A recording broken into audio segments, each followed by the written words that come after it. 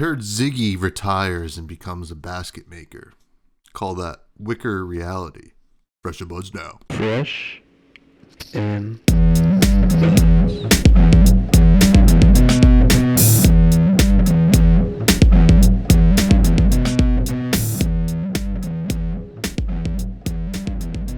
All right, folks, welcome back to yet another episode of Fresh and Buds. I'm your host, Tommy Fresh, and you are all my buds. It is episode 248, and I am so happy to welcome back to the show DeadSummer Art, who you've all known as Kale, now goes by Morgan, and we're going to have a good time because we got some lore.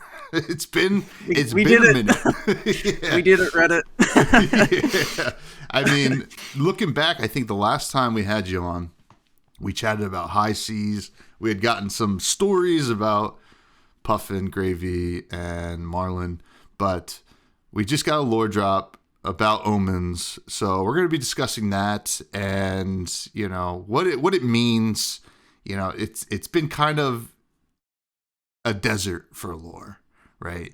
And we finally hit somewhat of an oasis. Hopefully it's a real one, right? You know, I think that's kind of where we're at. Yep. But the Oasis Respite. Yeah. Which was one of my spoiler cards, which was cool. Yeah. Yeah. Now, awesome. How you doing? What's new? It's been a minute. I mean, obviously we chatted a little bit off the pod, but you know, since high seas, a lot's changed. Yeah. I mean, you know, I kind of waned off the game a little bit after, you know, high seas going into Super Slam. So normally, like every set, I'll normally pick up a box. Super Slam was the first set I didn't pick up a box, and not because it was a bad set, but you know, all the classes I didn't really care about. You know, and then there was also like not really any lore tied into it, which was really disappointing. Like, I'm definitely the Vorthos type player where the lore and like aesthetic really like sparks my passion for something.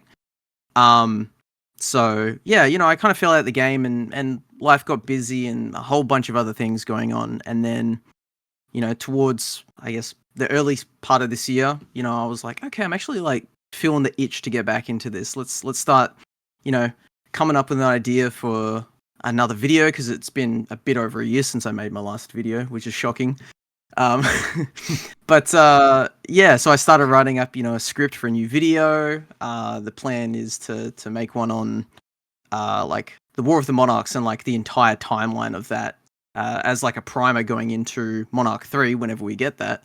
And I was thinking it was going to be the next set, and then all of a sudden we got Omens of the Third Age. So I was like, okay, like I might have to switch focus for a little bit and start looking into this. I definitely think Monarch 3 is the next set, but yeah, we've got some interesting stuff that's been released recently, and yeah, it's definitely piquing my interest again. So yeah, keen to get back into the game. Yeah. I mean, another big thing that's happened, because I know that, you know, in chats with you over the years, you know, your area, right? You know, where you play, it ebbs and flows with, you know what you Yes. can get people to play and how often, et cetera, et cetera. A big addition to the game has been Silver Age with Compendium of Wraith. You know, how have you interacted with that format? Because I feel like around here specifically, and like, you know, what I've seen on the internet, it's been a kind of a net positive for people getting into the game. Have you seen any kind of tick for you with Silver Age? Yeah, big fan of Silver Age. One of my biggest gripes with card gaming is how expensive it can be. You know, when I went to my first, actually, this is something that happened since the last time I was on. I actually went to my first big tournament. We had a Battle Hardened and a ProQuest Plus up in Perth, and I made the 5-hour drive. I was like, no way in hell am I going to miss my first big tournament. And you know, as part of that preparation, I bought a bunch of cards for my Florian deck, and that was not cheap. You know, and then, you know, not too long afterwards, Florian's now LL, so it's like, well, I can't play him in Classic Constructed anymore. You know, it's a bit of a bummer, but Silver Age, an affordable format that is still has enough juice in it to make it fun, you know, enough power. I've always thought that commoner should have started with rares as well. In fact, that was discussions back in the day when people coming up with a pauper-like format was, oh, should we include rares? And I think a lot of the class's identities are tied into the rares.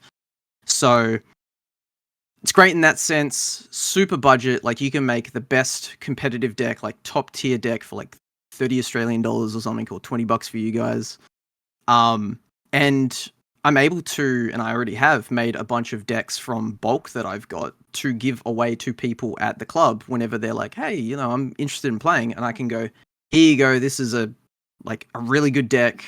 Like, you barely have to change it. And if you do, you'd spend maybe $10 maximum. Come play. And yeah, we had like a little bit of, I don't want to say necessarily like resurgence, because we still haven't gotten to a point where we've got consistent play, but we definitely had a spike of interest where people were like, hey, you know, are you going to be at the club this week? You know, let's play. And that's been really fun. So I've tried out obviously my favorite Florian in Silver Age, and unfortunately isn't as good as I would like him to be. The unbannings did help, but yeah, like I even tried my hand at Scurv, and that's been really fun actually. You know, I love getting sticky fingers and just smacking people with sticky fingers is really fun. So yeah, it's an incredible format, and I'm actually really glad that it's taken the spot of Blitz, because Blitz's problem was, you know, sure, it was smaller deck size, faster games, but the issue was it was basically costing almost as much as Classic Constructed. Yeah. So it wasn't accessible for regular people, and the pre-cons were a little bit you know. So Silver Age, really good. I'm super happy with it. Yeah. Blitz, you know, as we get further away from Blitz, I keep looking back and like, wow, it was just CC Light, I felt like, rather than its own format in a way. Like, yeah, it's just fast, but hence the name. But, you know, I think Silver Age is a pretty cool thing. And, you know, I think I mentioned it last week, but I think some people are working on Golden Age as like a fan format right now, which is like hopefully a fixed Living Legend format, but we'll see. I mean, it's cool to see people taking initiative on that side of things as well. Now, you know, you said Florian. I think Florian actually like is somewhat decent in Silver Age. I mean, it's mostly just stack Florian, so if you don't want to play the game that way, I guess probably not. But Scurv is sick. I think Scurv is like one of the most fun decks in Silver Age. So, very cool. For sure. Now, notably, right, we usually have you on for every set, or we had, right? And yes. And, you know, you mentioned Super Slam not having a lot of lore. It's the first set you didn't buy a box of.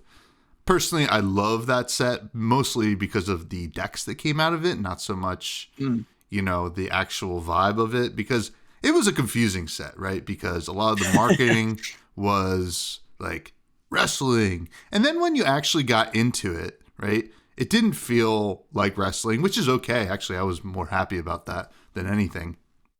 And, you know, you got these really neat characters from a design perspective, but nothing about them, right? You know, we get these like why is KO now this devious, you know, kind of like, you know, always was kind of this savage brute, right?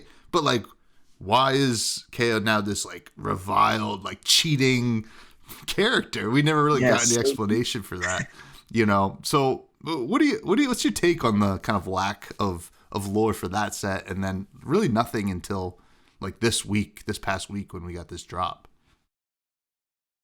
I mean, it just comes down to like how difficult it can be to create a character. You know, obviously probably not much excuse when it comes to a pre-established character, but making a new character, designing the way they look, their personality, their backstory, their lore, that does take a lot of time. And I think, at least with the way LSS is structured at the moment, it's not really capable of pumping out like fully fleshed out, rounded characters as quickly as they need to. So I feel like a lot of times they're in positions where they have a set where they need to include like these new heroes, and, you know, they don't really have time to fully flesh it out. So they just have to kind of push it out and you know, add stuff later, which is totally understandable. And there's also, I made a joke about this online as well on socials as well. There's something about the deathmatch arena that is like allergic to lore. Like the last time we went to the deathmatch arena, we got like no lore. You know, and I say no lore. We did get a little bit, but you know, it was very small. There's something about deathmatch arena. I don't know what it is, and I'd love to know like the really nitty gritty about the deathmatch arena. But yeah, I just feel like it's really lacking in that sense. But yeah, you know, I can totally understand from like a production standpoint why it's so much harder to do that. You know, it's much easier to just chuck a character on a card and not think about who they are than it is to, you know, flesh them out. So yeah, it's just the way it is, unfortunately, I think. Yeah, and I want to like not totally ignore the fact that like, you know, in conversations with, I think it was Alex Norville that I was talking to. This is years ago at some point, but you know, he kind of mentioned, you know, they love the fact that you can get a lot of the lore from the actual card art and, you know, some flavor text here and there, but like card art, card names. I mean, to be fair, I think Lyeth, right? I think you do get a lot of who Lyeth is from the art in those cards. Yeah, short king that, you know, is upset about it probably, you know. And I think so. You know, I saw something on this is a total aside. I saw something online that we're now just calling each other mattress sizes. King, queen, twin. Just that's just a total aside. But yeah, it's interesting. Now, I thought the compendium might have delivered for us a little bit. You know, when I heard that, I was like, all right, you know, supplemental set, not my favorite for sure. But I think the last supplemental set we had gotten at the time was Dynasty? Maybe? That sounds about right. Oh, technically, Dust Till Dawn. Dust Till Dawn. Well, both of those were huge lore sets, right? Dynasty, you had the Emperor getting killed. Dust Till Dawn, the expansion of the Monarch storyline. But the Compendium, it didn't feel like we got anything, right? Well, we kind of didn't, because they updated a bunch of the lore. They went through and kind of just expanded a bit more on what was already there. They went through like all the hero pages and updated a bunch. We got confirmation on certain bits of the lore. Like, for example, we know that Miragai, one of the dragons from Mysteria, is considered an Emperor, which has big implications because before that, the only Emperor we knew of were like Blasphemophet and Ursa and Nazareth, you know, all the shadow things. So we thought it was exclusive to shadows, but now we're seeing, oh, actually, there's something else going on here, which I think I will talk about a little bit later on in my notes. I'm not sure if I got it written down, but yeah, we did kind of just get like a bit of a refresh, which I feel like the lore needed for a while, because I think, and this is just my assumption, that like over time as LSS has grown, you know, obviously they've had to struggle with growing pains because they didn't expect to be so big so fast. The lore's just kind of been stacked on top of the old lore, almost like, you know, every time, you know, maybe you like rent a house and every time you get a new tenant in before they come, you paint the wall and you don't remove the old paint. And now eventually you get to a point where you're like, okay, some cracks are showing through the paint and that doesn't really make sense, you know? So they have to go back and like a clean refresh on a lot of things was really good. So, but yeah, I mean, as a set on its own, I actually really liked it. I'm actually kind of a fan of supplemental sets, which might be a bit of a hot take, but you know, for all the limited players out there. But yeah, Compendium was really cool, so I quite liked it. Oh, this is back-to-back fans of Compendium Wraith. Enki was a big fan of Compendium Wraith. You're a big fan of Compendium Wraith, and you know, as bummed as I was, you know, I think I say this almost every week. It's like, as I get further away from the set and play more with the cards and play against the cards, it did accomplish, I think, from a gameplay perspective, a lot. So, which is cool. But I think this is a good time to get into your fresh faves from that set. Yeah. First, there are no new heroes, although Blaze is coming, kind of. You know, yeah, it's not a compendium, but it feels like it's part of it. Which hero got the coolest stuff from Penn? So, obviously, my biases tend for me to lean towards Runeblade, specifically Florian, which I will say, I think they got some cool stuff. But I honestly think, even though it's not exclusive to them, because it's talented, I actually really like the Chaos cards. And I think, like, Arachne, the Chaos forms of Arachne, got some really cool cards, and I don't see many of them, like, seeing play. I think the Tome is really good, the Tome of Pandemonium. Oh, yeah. But just the cards, I love the whole Chaos theme of, like, something is going to affect both players. And it's up to the Chaos player to try and work around that and try and sequence it in such a way that they get more of the benefit than their opponent. Which I just think is really cool. So, you know, I'd probably say maybe Chaos or, you know, any of the Chaos heroes that we get in the future. So, which would be cool to see some more. Yes. I will say golly, I don't remember the name of it. The Chaos card that when it attacks, I think every other card played this turn costs one more. Hyperinflation. That card really got me good. I was playing Riptide, obviously. Oh no! And the Slippy sends that, and I was like, oh no! It's like nice channel Lake Frigid, I guess, for a turn. Yeah, exactly right. That's crazy. So and really cool art too. Oh yeah, definitely. And then Lobotomy was such a cool. Even though that's just an assassin card, but you know, kind of lumped it all together right now. But really, they got some really cool stuff. Now we only got a couple weapons, and this is like been like the meme of this segment for the past couple months. But it's like, do you like Savage Claw or Shield Beater, or do you like that really bad bow for Ranger? Well, so I think it's called Shield Beater, the Guardian one. Yeah.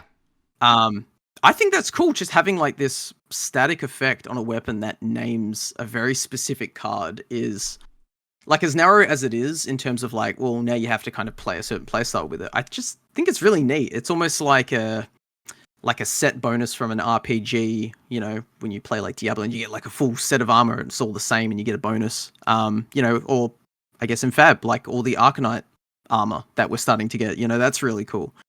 Even if it's not necessarily good, I still think it's quite neat. And I mean, it's definitely cool to play with, you know, even if you play like UPF or Visit Anvilheim. Is that a Majestic or is that a rare? I'm going to be honest with you.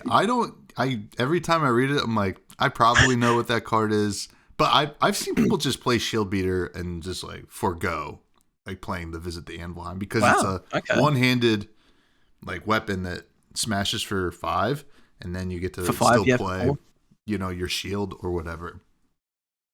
Yeah, for sure. Visit Anvilheim is a Majestic, which is a blue pay X. Remove X -1 defense counters from a Guardian offhand you have equipped. Yeah. That's why it's a one-handed. That makes sense. Yeah. So yeah, I'd say that's probably the coolest. Yeah, awesome. Most unique. Yeah. Out of the 3, it was a tough choice, I'm sure. Yeah. Savage Claw, which has gained some respect, you know, since the Pro Tour with the top 8 appearance, but still, it's no Mandible Claw. Now, what's your favorite equipment from the set? We did get a lot of cool Sage equipment, etc. Shout out Beckoning Haunt. Now, this is the Runeblade arm piece. That's rare.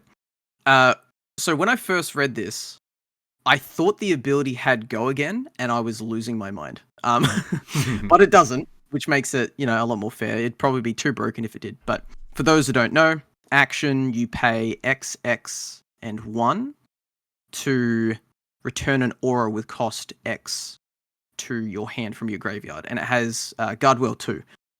The Guardwell on its own, especially in Sage, really good. That's like 3 block on an arm piece, which is crazy. And every time I run it, I pretty much never use the ability. I just use it for the block. But in my mind, I thought, if this has Go Again, you could pay 0, return a 0 cost blue aura from your graveyard to your hand, and now you've got a blue that you can just play. So you basically spend 1 to get, you know, 3, which is crazy.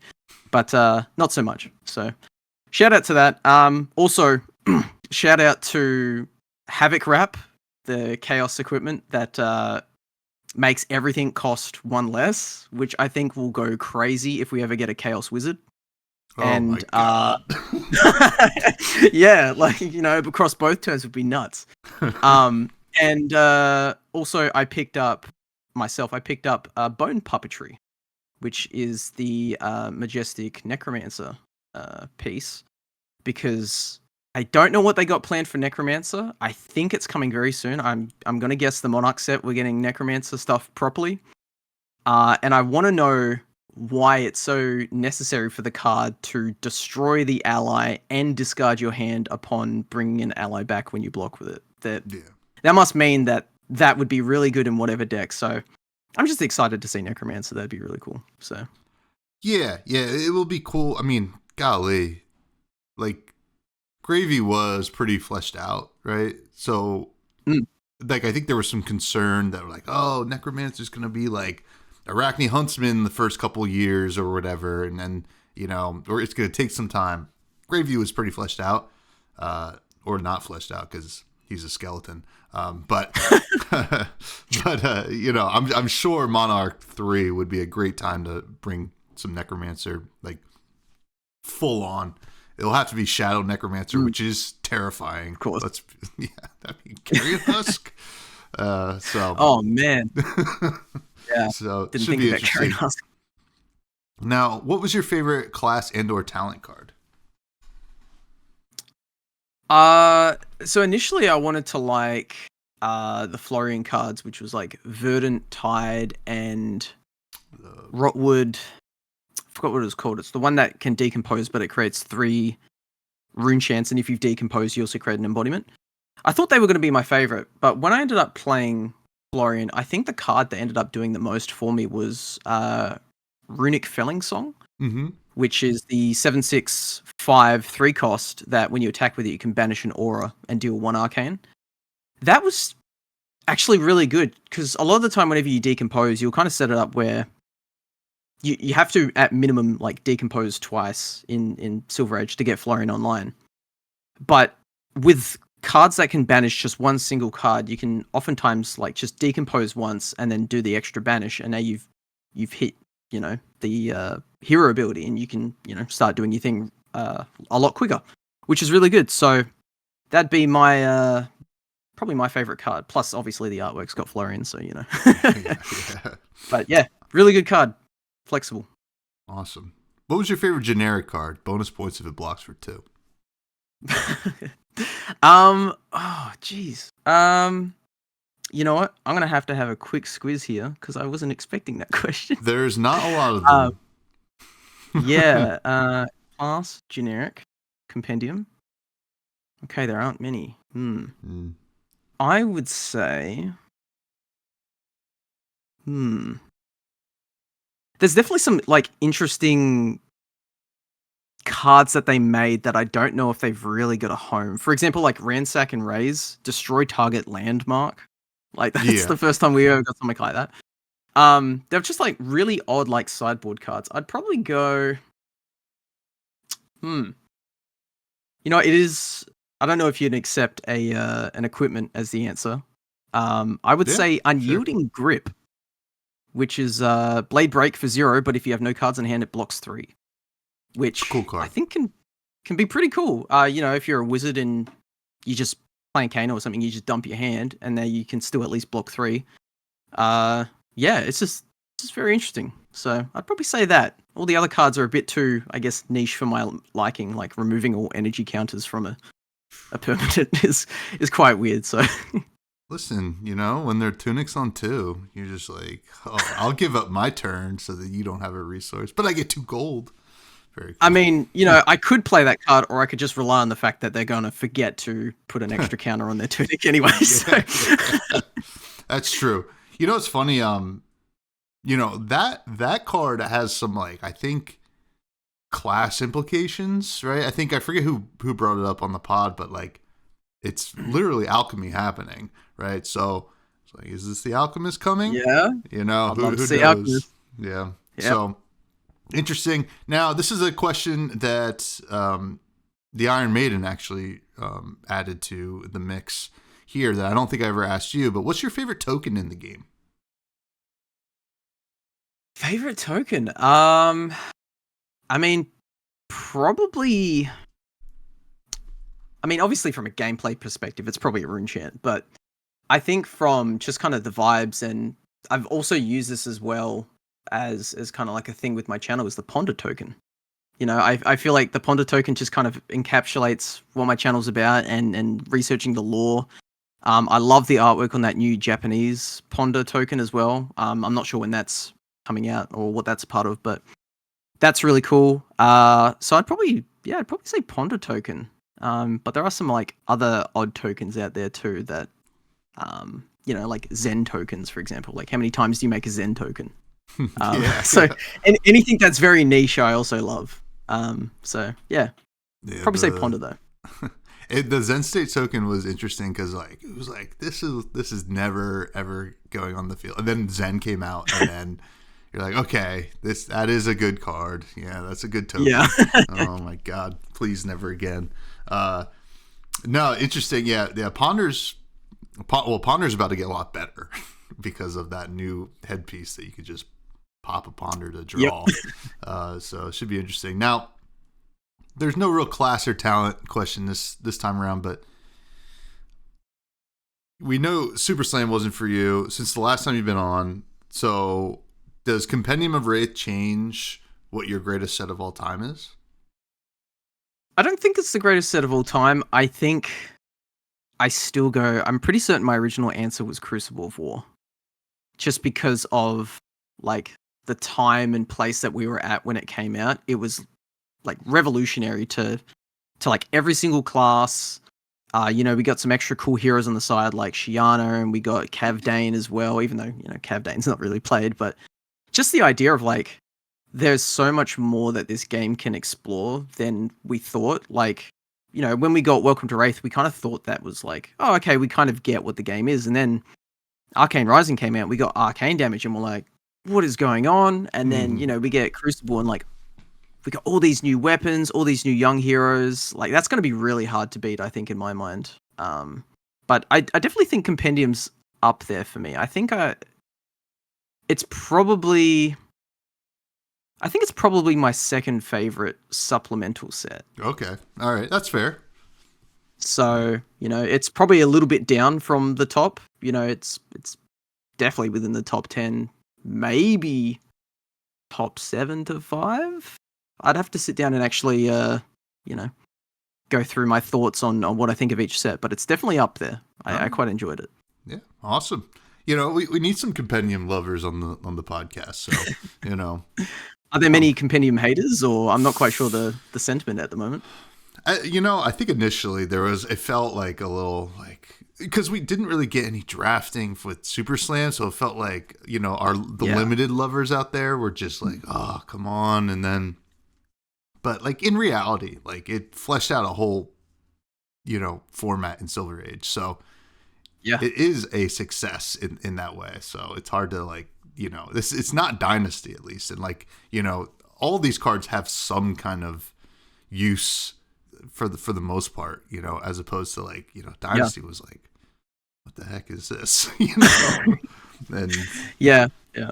So, all right. So let's talk about some lore. You know, as we said, it was a long time. Got some updates in Compendium, but we hadn't really gotten like a new article or a new page or whatever. And LSS this week dropped a new lore page ahead of Omens, which was, I gotta bring up the name, Omens in the Sky. Now, the first thing that I noticed from this was, well, we didn't really get a story, really. It more was kind of like an overview, you know, maybe like blurbs of sorts, kind of like, hey, this is that, boom, boom, boom. What were your thoughts when you saw it? You know, before we get into the nitty gritty, like, do you like this kind of like direction with releasing stuff? I definitely think it's better than nothing. I'll say that at the very least. Like normally whenever a lore article comes out, like I'll just have a quick glance. I'll like skim all the way to the bottom, like, how long is this? You know, do I have time to read it right now? And then as I was like reading a little bit, I was like, wait a minute, this isn't like an actual story. This is just like summarizing things that have happened. You know, it feels like there was missing bits in between. Which I mean, you know, some people don't necessarily care specifically about like, you know, it being a comprehensive story, like having all these story beats, seeing dialogue between characters. Some people care more about like the action, I guess, or the meat and potatoes of it. It definitely had like the content was really good, I think, but it did feel a little bit jarring to just have all this information kind of just dumped. It's almost like, you know, if I were to have reached out to LSS and been like, hey, can you just give me like a few tidbits for like a spoiler card or something that I have? And it kind of seems like that's kind of the method that they wrote all this in. But you know, I'm not going to complain too much. It's new lore. It has some very interesting things in it, but yeah, it was a little bit jarring. So I definitely understand where a lot of people feel on that. Yeah, it's interesting because, like, to me, like, it's kind of telling like a general story, right? When I read it, it almost felt like the, you know, beginning of Lord of the Rings, Kate Blanchett's talking in the background and just giving us like, let's catch you up to speed kind of thing, right? Yeah. You know, yeah. This is not the real story. This is the prologue or whatever. And I mean, which I think is fine.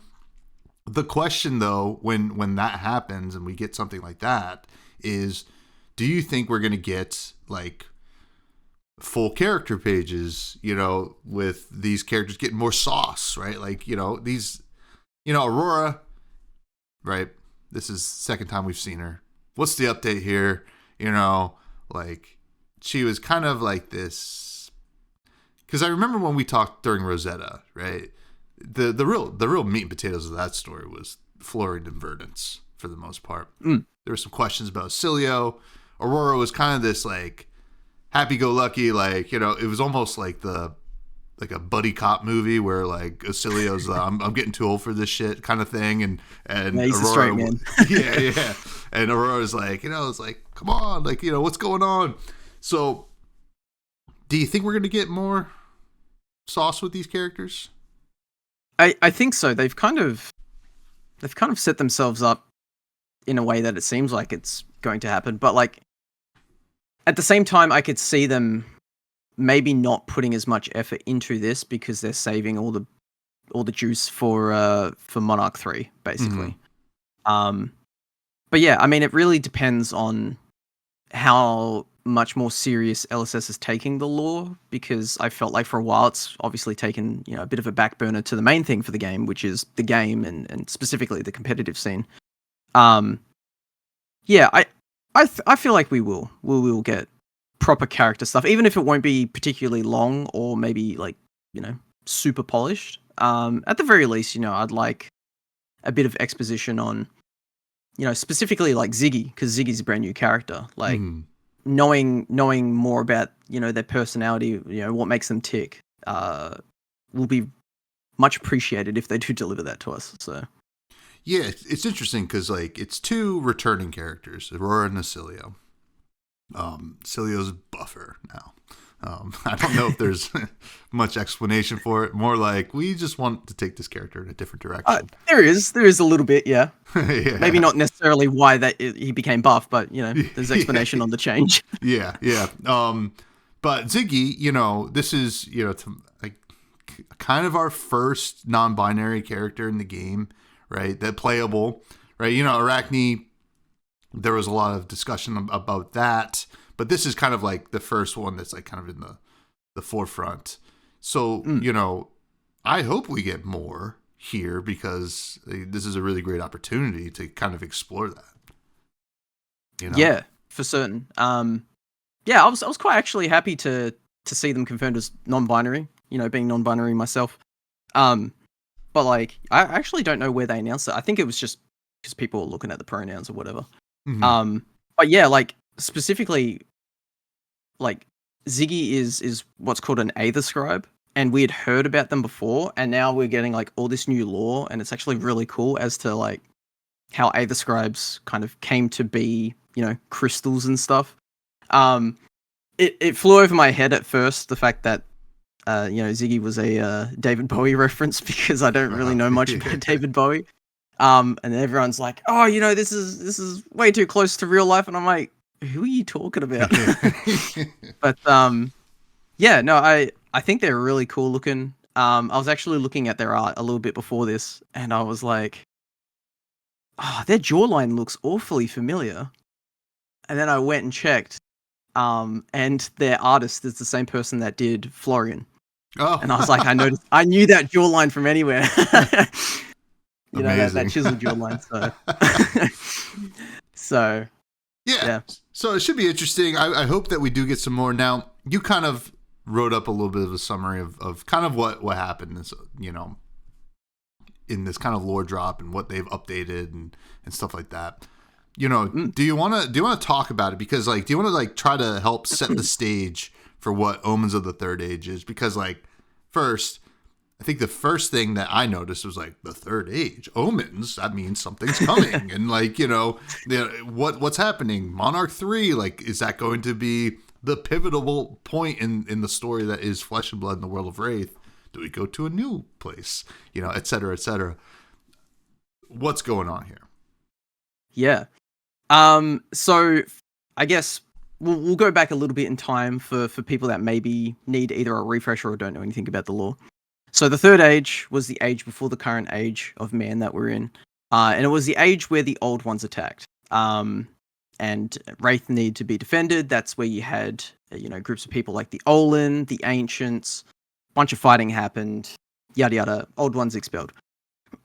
So the current set that we're getting, Omens of the Third Age, is pretty much just the teaser for Monarch 3, from everything that they described. And it takes place in a place called Enion, which is a part of Aria. It's in the eastern side of Aria. And it is a location that a lot of people might be familiar with because it's where Volthaven is located. So the area itself is made up from a bunch of floating islands made of earth and rock. And according to legend, the ancient elemental of lightning called Yvor, who you can see depictions of on cards like Enlightened Strike, made his last stand against the Old Ones in Enion, and he held them at bay for 90 moon cycles, which is a long time. But when he died, according to legend, this all is, when he died, his blood seeped into the earth and imbued it with his elemental essence, raising it from the ground and up into the sky. Where his weapons fell became vaults of iron and stone where secrets from the war remain hidden. So the whole region has ties to what happened during the war in the Third Age. And essentially what's happened is something called an omen, which is basically this brewing dark storm has appeared over Enion and part of Aria. And it's causing a whole bunch of ruckus. So as beings are exposed to it, they become twisted and corrupted. So entire towns in Aria are falling to chaos, people going crazy and everything. And it's the whole story of the set is Aurora and Acilio finding this gem and opening up this gateway to this place where Ziggy Starlight is from and where all these Aether Scribes are from, and the Aether Scribes are the people that made Acilio. But I guess to kind of rewind a little bit, so Aurora, I'll go through all the characters. So Aurora is a wayfarer from Volthaven, dedicated to trying to find and open every hidden vault in Enion. So wayfarers are basically people that help map the changing landscape of Aria because it moves and changes due to the energy called the flow. And they were founded not founded, but they originated from the time of the Third Age, which is kind of a time where, at least from what I can see, where civilization started to really become kind of a thing in the Third Age, based on descriptions of Valahai, which we'll get to. And during the story of Rosetta, when we first met Aurora, she traveled to a vault called Arcturus? Yeah. And that's where she discovered Acilio, which is this lightning-imbued construct And Celio talks to Aurora and explains that he was created by a group of people known as the Aether Scribes and was given the knowledge of his creators dating all the way back to the Third Age. And he was awoken by a large shift in the flow. And he's like, okay, some disturbance is happening. I've been awoken from my slumber. We need to go figure out what's going on. And he basically convinces Aurora, who's a bit of a, bit gung-ho about just kind of doing anything and exploring secrets, like, hey, let's go find out what's going on. So it appears that the disturbance that they were feeling was these omens which are now appearing in the sky. So I'll also mention one important place to this story. So there was a place called Valahai, which a lot of people might be familiar with the name. It's on a bunch of cards, Grandeur of Valahai, etc. Mm-hmm. So when human tribes and dwarven clans fled northeast during the Old Ones' invasion, they created a bastion called Valahai, which is one of the three main kind of bastions, one of the others being Eisenloft, which a lot of people are probably familiar with. And this particular place was under the guardianship of Galcia, the Ancient of Ice, and Yavor, Ancient of Lightning. The dwarves were like, okay, we'll use our skills, we'll make weapons, armor, fortifications, and then you humans, you can make the armies, you can train the armies, and fight. So lucky dwarves got to sit back and just make things while the humans died on the front line. So it is important to note Valahai because it will come up in this story later. So let me have a look through my notes here. So with this disturbance of the omen in the sky, it's also changing the way that lightning in Enion works. And it's in ways kind of like disruptive, but also like empowering to many of the heroes that can use lightning. Hence why you see like, a lot more different things, a lot more of a emphasis on lightning this set specifically, is because the omen's kind of, messing things up with the flow. So Aurora and Acilio head to this omen and they're like, okay, we got to stop this thing. But as they approach it, a shadowy figure kind of reaches out a bunch of energy from the omen from beyond and actually destroys Acilio. So Acilio shatters into a bunch of pieces. Mm-hmm. And in order to revive Acilio, Aurora overcharges her weapon, Starfall, the sword, so much that it shatters, and then the energy from the sword helps reform Acilio around his core, and reignites it. So Acilio died, and then kind of came back to life thanks to Aurora, but now Aurora has no sword, which is kind of a problem. So they return to Vault Haven to recover, and as they're recovering, Acilio receives a message from a mysterious stranger known as Ziggy Starlight, not Ziggy Stardust. And Ziggy explains through this means of communication that they are an Aether Scribe who wishes to aid them in destroying the Omen.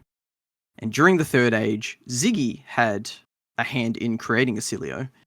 And with Acilio going through like this kind of death and reignition, it's also restored like Ziggy's connection to Acilio. So that's how Ziggy's able to talk with them. But the problem is Ziggy is stranded somewhere known as the Nebulous Rift, which is another reality that was created during the cataclysm of when the Old Ones invaded Wraith. And I do have more information on that, which I'll talk about a bit later. But for now, Nebulous Rift, alternate kind of dimension, a little bit like Eorathiel.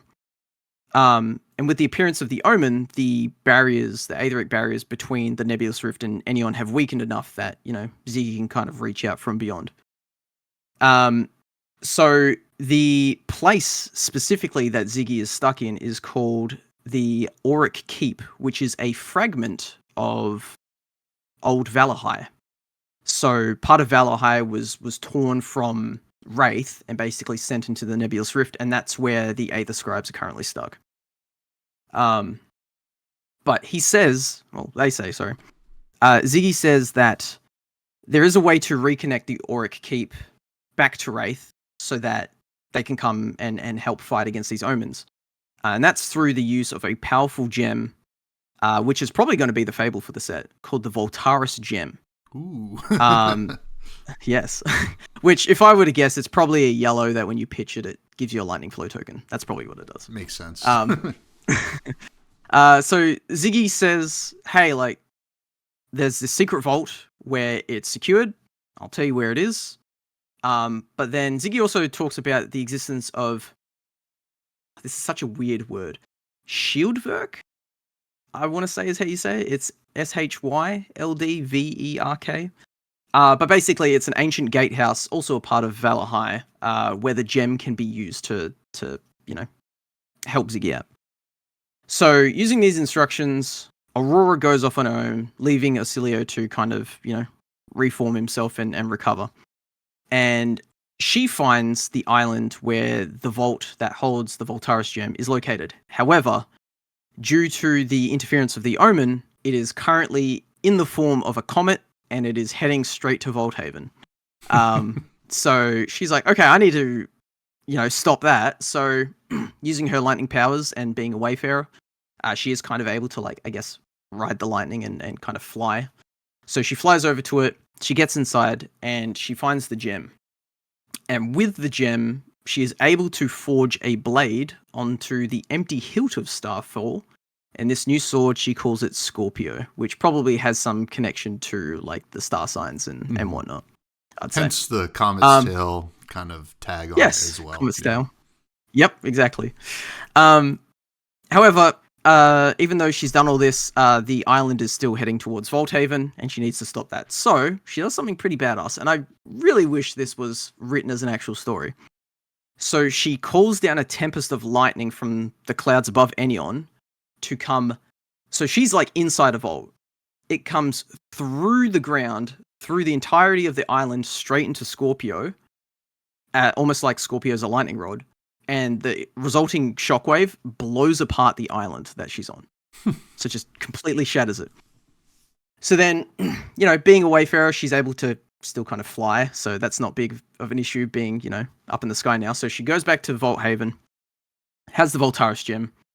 And by this point, Acilio has completed his recovery and transformation into Swolcilio, which is why he's, I guess, swole now. I don't know why specifically swole. Maybe it was due to the fact that Aurora sacrificed her weapon and put so much energy into it that it's kind of reinvigorated Acilio. I mean, he's just but stronger. Anyway, obviously, if he's just stronger, right? He has that connection with Ziggy. There's for sure. It's more of a complete form, it feels like. Yeah, and I'm sure, you could kind of see him a little bit as a battery, and over time being stuck in the vault, he's maybe not at tip-top condition, and now he's been recharged properly, so... Acilio Recharged. There you go. There's a cool name for a future Acilio card. Yeah, that one will have 40 health. Yeah. So, with Acilio all good now, and they've got the gem, they head to Shieldverk to manifest something called the Astral Bridge. And this is what is going to reconnect the Auric Keep back to Enion. So when they arrive, Acilio places the gem on the pedestal. Lightning fills the entire room and reveals an arcane doorway. And as they walk through it, they find themselves now on the Astral Bridge, a sparkling road of starlight snaking through the nebulous rift, which is kind of like a very starry, cloudy realm. The nebulous rift is. You can kind of, I guess, in a way, it was the first thing that popped into my head when I was thinking Astral Bridge. I'm thinking the Mario Kart track, Rainbow Bridge. Rainbow Road. Yeah. Rainbow Road, that's it, yeah. So, Aurora and Acilio, they meet Ziggy and the other Aether Scribes. And here's where some really juicy stuff comes in. So they explain that, obviously, the sigil that is seeping into Wraith is from its sister world, Erethiel, which is home of the Aesirs since the Third Age. So we know currently some Aesirs, Sol being one of them, the Raven, Inferni, which is the Draconic one. And there's this quote that is on the digital reveal tile for Flicker Reality. And I believe this is probably, if this entire article was written as a story, this quote I'm about to say would probably be a part of it. So it says, "You have experienced but one reality, so I quite understand how mind-shattering it must be to learn there are three. The ancients saw to that, their cataclysm thrice fragmenting the world of their time. Wraith, the Nebulous Rift, and Eorathiel, triplets born in the Third Age. Three realities, and all of them in terrible danger. Ziggy Starlight.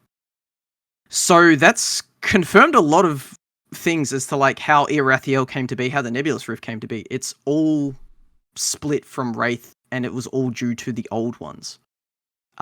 Which is really interesting lore. Like I always thought of Eorathiel as kind of just like an alternate dimension, like kind of a mirror. But then the fact that we get this Nebulous Rift is kind of like an extra element in the mix. And there's also flavor text on flow state embodiment from this set, which says, if Eorathiel and Wraith are lakes of Aether, the Nebulous is a churning river between, which is from Rupius Auric Scrollmaster, probably in the Auric Keep.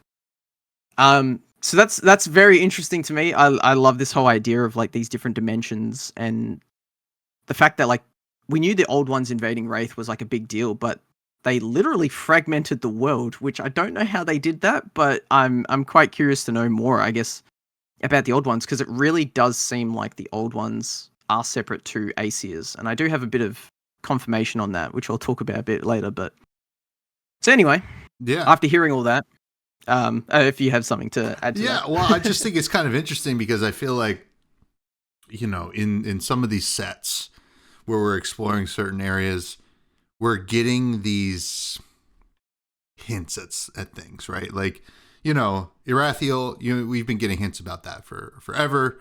And, you know, I felt like even Part the Misfail, we were kind of like seeing kind of like a different, like a connection to a different plane of existence, I guess, as well. So like it almost feels to me like, you know, setting up for Monarch 3, we're kind of getting like, are the gates gonna like open, right? Are the floodgates gonna open and everything gonna kind of clash? Or are we gonna start to like see more of these other realms? Because, you know, we've gone to every single region of Wraith so far, except the Savage Lands. But you know what? I'm sure we'll get there eventually. Maybe next year, Tommy. Yeah. But yeah, so yeah, go on. I just think it's really interesting because like there's a lot of foreshadowing. Like just, I mean, it's like been so much foreshadowing. It's like all leading to what I assume will be Monarch 3. Yeah, and I guess as a slight tangent, like one of the, I guess, small frustrations I had with the lore for a long time is that, like, you can kind of draw, I guess, some comparisons between Fab lore to, like, Dark Souls lore, and I'm a big Dark Souls lore nerd as well. But I think what made the Dark Souls lore better was the fact that even though a lot of stuff was hidden and you really had to scrounge for it, pretty much all of the pieces were there. You just had to kind of combine them. And with Flesh and Blood, obviously, you know, they need to have an ongoing story and they can't show everything at once. But I felt like we had gone like way too long having like some pieces, but not all of them. And we didn't have enough pieces to know what the puzzle looked like. So it was a really hard time for us to be like, okay, like X is Y because of Z, but what does that mean in the grand scheme of things? We don't know. We just didn't have enough information. So I'm actually really happy that we're starting to get like the rest of the pieces. Like I don't expect them to tell us how to put the pieces together. I just want the pieces, you know? Yeah. So that was kind of where I was at. But so anyway, after learning all that and having their mind blown probably, the duo return to Enion with Ziggy in tow, and they head straight for this ominous, sigil is what they call it. They end up going through this battle with the help of Ziggy, and they battle back the demonic forces and succeed in closing this omen. But in their moment of triumph, they witness a frightening vision that flickers from within it.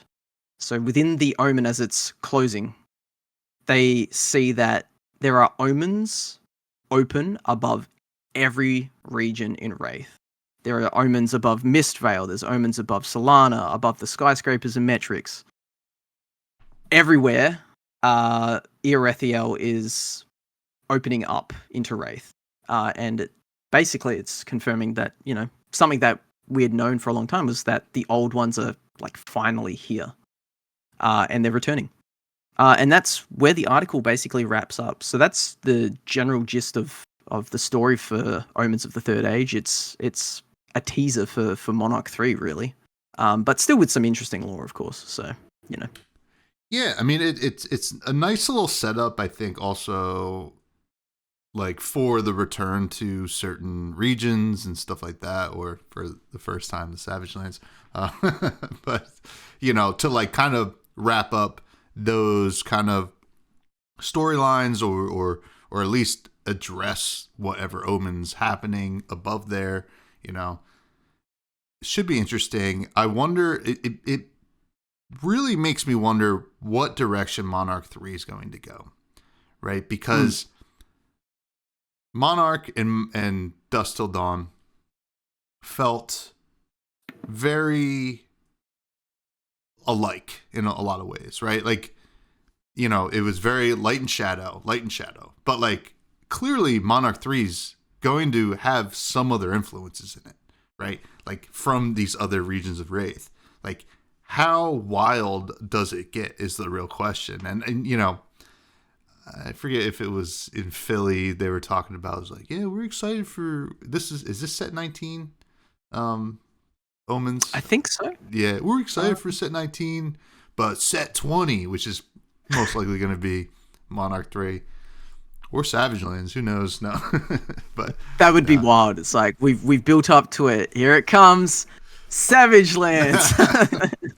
It takes place. I mean, there. I'm sure you'd be happy. I'd be happy. I was like, yeah, let's go. But eventually. I mean, we know. Like, okay, here's the thing. It's most definitely Monarch 3, but like we also know next year, return to Volcor, right? With new Dromai, or at least in some form or fashion. I doubt it would be an armory deck. It feels like they'd rather just do new sets with these heroes, as we see with Aurora. We got to get Ice back. Like I feel bad for the Ice fans out there, the Alexi fans, the Icelander fans. Like we got Jarl, but like those fans out there, we got to get the Ice. Like we did Earth last year, we're doing Lightning this year. I would assume Ice next year. And then like maybe Savage Lands, who knows? That'd be cool. I know we've been getting a lot of brute stuff, but it would be neat. Like that's the question. Like I do have his questions. Like, do you think just the Deathmatch Arena is like their replacement for the Savage Lands? Like in terms of like releasing a booster set. I guess in a way, but there's so much with the Savage Lands that can be explored that you could easily make a full set out of. At least from my perspective, if I was on the creative team, I reckon I could take what's in the Savage Lands, expand on it, and come up with a concept for a set. I do wonder if maybe the Deathmatch Arena is a little bit of them kind of retconning some of the older stuff with the Savage Lands. Maybe they felt it was too generic fantasy, or maybe they some other problems with the direction Savage Lands was going in, and they're kind of like, oh, well, this is Deathmatch Arena does represent one of 3 regions. It's our way of kind of shying away from the Savage Lands till we're ready. I mean, I would just love something crazy to happen that involves the Savage Lands, because there's so much untapped potential, because we've got little breadcrumbs of like these ancient civilizations that were in the Savage Lands, and you look at the map and you see this massive tar pit. It's like, what's going on in there? And people in Wraith are exploring it. We've got these explorers going in and researching all the plants and the animals, and then you've also got merchants creating forward camps. So I don't know what it is about the Savage Lands that makes them so hesitant to touch. It really did kind of, I guess. I mean, at the end of the day, I'm happy with almost anything I get in Flesh and Blood because I love the game. It did kind of annoy me a little bit where it's like, really, Deathmatch Arena again before Savage Lands? I could understand High Seas because that's like, it's still a new place, even though we didn't know about it until then. But like Deathmatch Arena, we had already visited it, and from at least the lore perspective, there was no real reason to go back there.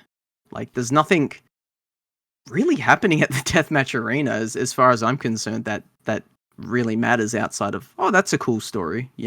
I think the most significant thing we had from it was Kasai, winning the Deathmatch Arena and taking an army of mercenaries to, go get revenge, which I think was really cool. So yeah, I don't know. I hope and pray that next year will be your year, Tommy. I'm waiting for it.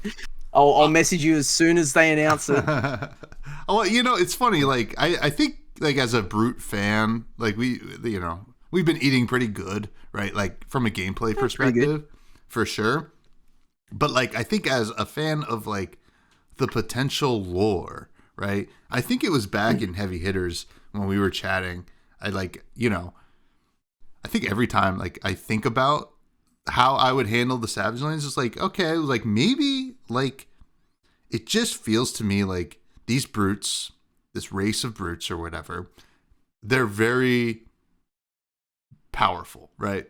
Super strong. That's like strength, brute strength. That's their whole thing. And like, I just feel like they're like, when these rune blades and wizards and etc.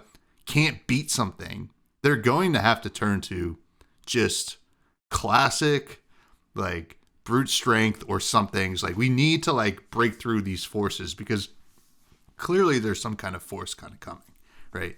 And they're not going to be able to do it just, with magic or whatever. Yeah. But so yeah, it'll be interesting. Yeah, I'm always, they still mention the Savage Lands even in this article. Above the wild jungles of the Savage Lands. So, like, clearly it's still a place. So, Yeah, I just kind of imagine, like, the Omen opens up there, and then all the forces start to meet the brutes, and then it's like, nope, we're going back now. like Savage Lands becomes like the safest place because the demons don't want to fight the brutes. So, yeah, like all these different regions, like, are like having a tough time with whatever's going on with these omens, and then they go to the Savage Lands, like, are you guys okay? It's like, oh, we beat them, like, right away. Like, it was so easy. But the Battle of Solana, it's like, we've lost all hope. It's like, no, we still have one. And then come a wave of brutes, Oh, I know. It's just gonna be like rip and tear. The war, and the Rohirrim kind of coming in, and the Plains of Pelennor, just like death. Like, oh yeah. Oh man, golly, that would be so sick. But cool stuff. I think, like, obviously this is why I love to bring you on, because you can flesh it out, right? Like, looking at that article, it was, like I said, felt very, just like, I'm just going to keep going back to Lord of the Rings. Very much prologue, Galadriel just giving us the cliff notes. But it's nice for you to kind of come in and really flesh it out. So appreciate that. Yeah, I have one more question for you, lore-wise. Thought that maybe it would happen with Compendium of Wraith, but is there a lore book 2, you think? Well, not from my sources that I've heard of. I haven't been, made privy to certain things. I mean, yeah, I talked to you before the podcast. I have been in contact with sources at LSS, and I've gotten confirmation of a few things, which I'll drop a little bit of knowledge on here. So I've seen people recently in the Purple Discord lore channel talking about, like, what's an Aesir, what's an Embra. I specifically asked a question to LSS, and I received this back. The old ones are something totally different from Aesirs, Embras, and Ancients. This is most clearly shown in Jarl's story, where the old ones are assaulting Isenloft, which Galcia, Ancient of Ice, is trying to defend. Embras come from Aesirs, and we'll be publishing more about that relationship, so I best not elaborate on that just yet, said my source. Okay, all right. So, Embras, because, I always struggled in my research because names were, like, used interchangeably, it seemed like old ones and Embras, like, related. So old ones are separate from Aesirs and Embras, and we officially got that. And Embras are specifically They come from Aesir's. So that makes a lot more sense. It helps clear up a lot of confusion. So I hope a lot of people like that. A little lore dump there, some little spice. And I also did got confirmation on something that you might like. So it might be obvious at this point, but I've got confirmation that Blasmafet is obviously a Shadow Emperor coming from the Shadow Aesir. So, all right. Yep, there you go. I mean, if that's not a hint at something that might show up eventually, I don't know what is, but interesting stuff. I hope we get a little bit more about these characters. As we said, I hope we just get more lore in general. I have hope that this is going to set us on the right path, so that we don't have to skip sets to have you back on. So, yeah. Yeah. I mean, I quite enjoyed the heavy hitters episode we did where we just kind of speculated and ran wild on that. That was quite fun, but a bit difficult to do for a lot of sets that don't have lore. Yeah. Deathmatch Arena Return was not the best, and then Compendium was supplemental set. It was like a little bit of like everything, but I think we'll have you back for Monarch 3 sooner rather than later. I think so. That's going to be a big one. I'm gearing up for that. So hence why I'm getting back on the content train. So yeah, awesome. I'm prepared. Now, we do have some listener questions. These come from the Buds in the Buds Discord, free for anybody to join. First one comes from Pepito, who asks, is KO a girl brute or a man brute? Are brutes even gendered? Also, why are the brute race called brutes? Why not orcs? Does IP matter? Yeah, I guess that's kind of a little bit what I was touching on when I was talking about like maybe LSS is wanting to like backtrack on certain things. Mm-hmm. I think calling brutes is probably a mistake because now you're tying in a specific race or like species into a class. I think it was good when we got Levia because Levia, is human, just turned into, a monster. And that's kind of like the only brute we've got that isn't the brute race. Mm-hmm. I believe there is a name. We don't really have confirmation that the name is for the brute race. It started with an A. What did it start with? I'm just going to look this up real quick because it is kind of important. It's like Azurai? Sounds a little familiar. Azurai. Yes. The Azurai are elusive and mysterious, lingering in the innermost depths of the Savage Lands. And we got that information on the digital reveal tile way back in the day during Crucible of War for Skullhorn, which is a brute equipment.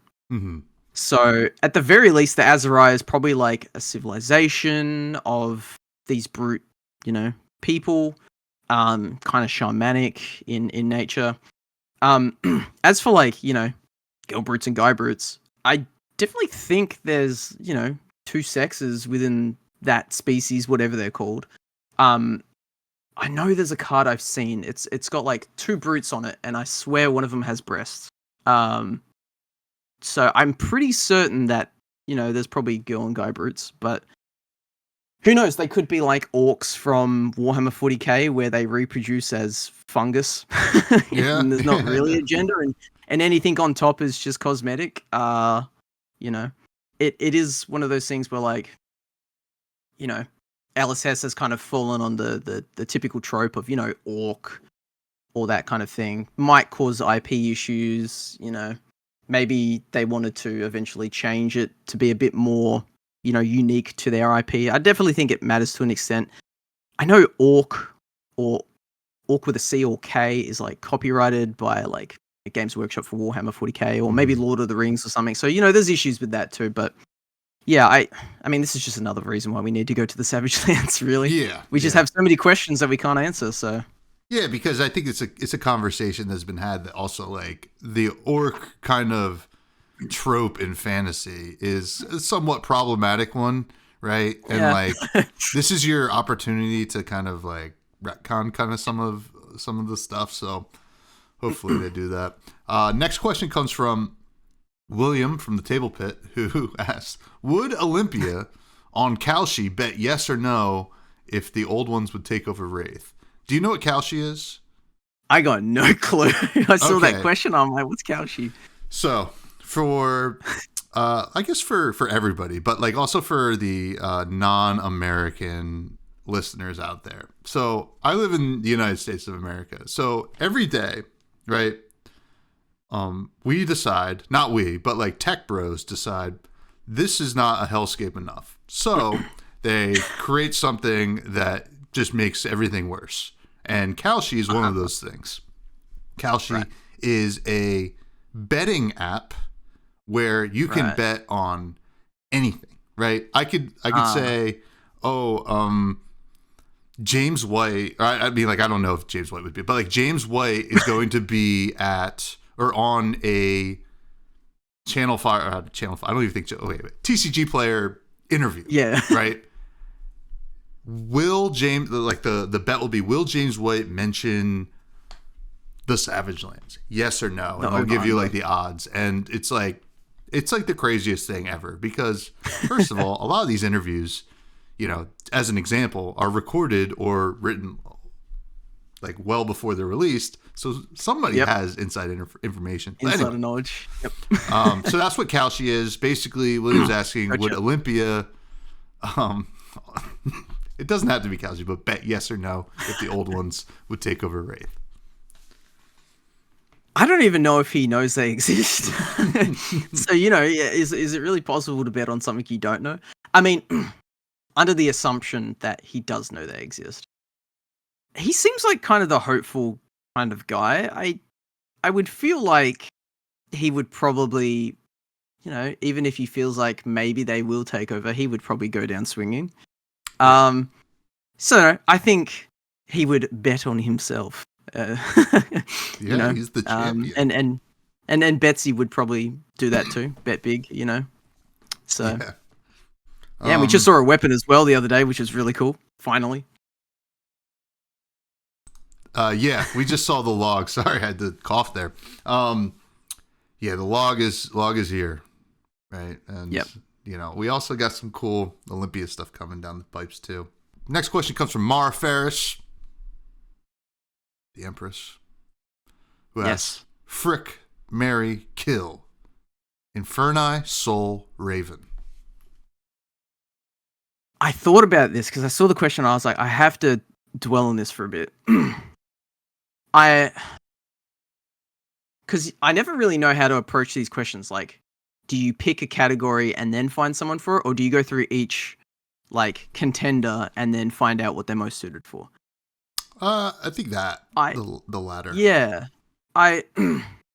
So I mean, looking at them, Raven obviously very chaotic, unpredictable, don't know their true intentions, but that's also quite exciting.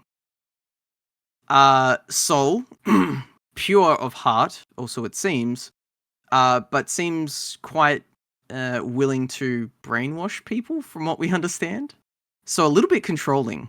And then Inferni, I mean, you know, fiery, but it seems very, I guess, reliable. Like, you know, the Emperor, you know, always communing, like throughout the generations, all the emperors have communed. It's always been there. So I think for those reasons, I think Frick Raven, you know, one night stand, you know, have a bit of fun. Things get a little bit chaos, you know. Your cards cost one more, now they cost one less. You know, good time. Just make sure you use protection because you don't want the blood rot pox. You both get an affliction. Yeah, get the afflictions. I would probably marry, I think, Inferni. I think there's enough fire there that, you know, nice toasty, warm feeling, loving, you know. Maybe a little bit clingy. We don't quite know too much about him, but, you know. And probably kill Soul. You know, maybe I'm siding with the Demonastery on that one. Just seems a little bit too crazy. Like, obviously, you know, Raven's probably the craziest of them all, but, you know, you can kind of just push it to the wayside, and it will probably, find something else to latch onto and, be chaotic with. Whereas Soul, I feel like if you, marry or have one night with, they're going to keep calling you. And they're going to be like, where are you at? I thought we were a thing. They're going to start poisoning your water supply in your house. Your water starts tasting funny now. Just crazy X, I think, is what Soul gives off to me. Yeah. I think that's a fair assessment. I think it's a very fair assessment. There's a reason the first Magister, fled and went to the monastery. Yeah. He probably realized what he was getting himself into and was like, I don't want any part of that. Yeah. So, surely it can't get worse at the monastery. Surely not. No. Demon in the name. Next question comes from Junior, who says, I like turtles. Are there any sentient large turtles in the lore that could be trained to become, I don't know, a ninja or something? Possibly an equally large rat? This is... Look, with my gaming club and releases of sets for other card games, I've already had to deal with that. So, I'm kind of I can kind of see LSS maybe doing a tongue-in-cheek type thing where there's like a turtle or tortoise type character that's native to Mysteria, and they give it the ninja class, so you literally have a ninja turtle. None that I know of. I could definitely see like High Seas-esque, something along the lines of like D&D, which is what are they called? Turtles? I think turtles in D&D. In like RuneScape lore, Tortugan, these kind of humanoid turtle type creatures. I could see that being a thing and would probably make for a cool character. So yeah, I think there is probably a chance that we might get something like that. I don't know about a rat. Maybe that's a bit too far, but we haven't seen too many like non-humanoid or humanish like heroes before. So I'm interested to see where they go with that. We got characters like Ziggy, although Ziggy's kind of, humanoid. We've got Acilio, who's, one of the wackiest we've got. So, yeah, it's just anything a bit different would be really cool. So, I think there's a chance. Yeah. I feel like when I just read, like, a rat, like, I just think of somebody, like, betraying the Empire and, like, Fang just killing them. I don't know. That's just what I imagine. But yeah. Yeah, exactly. I probably would say LSS will avoid the turtles for the time being. A frog character, I'm on board with big time. So, frog assassin. Frog assassin. That'd be so. sick. We got those, armor pieces. The the frog ones, the assassin ninja hybrid ones. Mm-hmm. So, some frog people. Yeah. Well, whatever it is, we'll probably get it before the Savage Lands. So, probably. Now, Morgan, this was a lot of fun. Thank you for coming back on, as always. Yeah, Can absolutely. you tell the buds where to find you? Yeah. Same place as always. DeadSummer Art, YouTube, X, unfortunately. Blue Sky. They're the main places. You'll see me hanging around sometimes on Discords. I'm lurking a lot of the time in a lot of them. Bud's Discord. I'm always flicking through the channels there. Purple Discord, etc. Yeah. Just keep an eye out for more content. I promise it's coming. I'm so bad making content. I don't know if I can be like a full-time content creator because that's really difficult on my attention span. But I've definitely got stuff in the works. So, I'm always thinking about content and my channel. I never forget it. I never forget Flesh and Blood. So, awesome. Yeah, feel free to tag me on social media or Discord if you ever want to ask me anything or, whatever it is. I'm always around. So. Awesome. You can all continue to find me on Blue Sky at freshbudspod. If you watch on the YouTube, give us the old like, comment, and subscribe. Thinking of doing a new series, like a non-podcast series, a little gameplay series. We'll see. I got to find the time, but tonight I might record some, which is not Thursday this is Sunday right now. To break the fourth wall a little bit. And Mother's Day, technically, yeah. Yeah, this is Mother's Day. I have to text my mom after this. Bud's Discord, Fresh Juice, an indie game podcast I do with my cousin every week. This week we are discussing a game called Forbidden Solitaire. Very, very cool game. And last week we discussed Gambonanza, which was a really sick game as well. So check all that stuff out. Finally, always like to end the episode talking about food. Are you exploring anything new, Morgan? Anything new in particular? Probably not necessarily since last time we talked, but today actually, for Mother's Day, I went with my partner to spend time with her mum, and we went to a Bridgerton-themed high tea, which was the first time I'd been to any sort of high tea. So that was fun, dressing up kind of like, I felt like I was the most dressed up person, very Regency themed.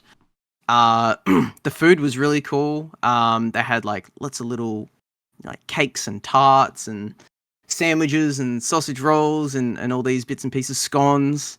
So yeah, that was really cool. Really cool vibe.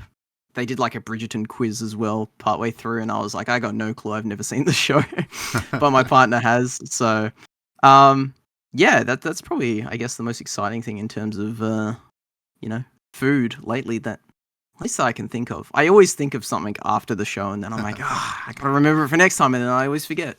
So, but I try when possible to branch out with things. So nice. That does sound fun. Not the biggest fan of a lot of English food, but sausage rolls, those I can get behind, so, and, I watch a decent amount of Bake Off too. So, whatever they're making over there always looks good. Yeah. So. Australia shares a lot of, cuisine with Britain to some extent. So a lot of the stuff that the Brits eat, that's normal for us. Beans on toast is probably mind-boggling for you guys, but that's not out of the ordinary for us here in Australia. Not the most common, but Yeah. I will say, I watch an Australian creator on TikTok who goes around and gets the meat pies and reviews them. Is that Russ Eats? Maybe it's like just a guy in his car, big old handlebar mustache. Okay. Different to who I'm thinking. Yeah. He doesn't get like a lot of views, but he's like so funny. He's like, it's just the way he talks, just like, it was about $8 of money and like stuff like that. And I'm like, this is good. And it all looks delicious. Those Australian meat pies all look pretty good to me. So you've never had one? I've had some, but never, I don't know. Like, I don't know how close to the real thing it was. The original thing? Yeah. I mean, there is an Australian guy near me who has like a Australian meat pie food truck. So, nice. I guess maybe that's pretty. Yeah, that'd probably be authentic, I'd say. As authentic as you can get for Australia. Yeah. So, Lady Fresh and I were talking, is like, that's like the one thing it seems like we didn't really like continue to do a lot of here in the States after, we defeated the British handedly twice. And, I think I've seen a play about that called Hamilton. Yeah. Unfortunately, one of our presidents saw a play. It's kind of about that. Didn't end well for him. But anyway, weird history lesson. But we didn't do a lot of like savory pastries here. The only one that we really do is like chicken pot pie, and which is delicious. But we gotta bring it back. I might have to send you some snacks from Australia at some point. Do a care package for you. That'd be awesome. I've always wanted to do that for someone. Yeah. Well, I'll send you, some of the poison we eat here, and I'll send it over your way. So. I've had a few things, like Hershey's, and I had a Twinkie once before. That was not what I was expecting. And Milk Duds, I've had those. And okay, yeah. Well, Hershey's is not great, I think. I didn't mind it. It was okay. I mean, it's fine. Like, everybody says the chocolate tastes like poison. Like people who like aren't like vomit. Yeah. It's like a little, which I kind of agree, but Also, yeah, whatever. It's all good. But oh golly, all this pastry talk, chocolate talk. No charmer talk though. Probably not till next time anyway. But yeah, maybe we'll have him on before the Savage Land set. Yeah, that's probably when he'll be on. But stay fresh.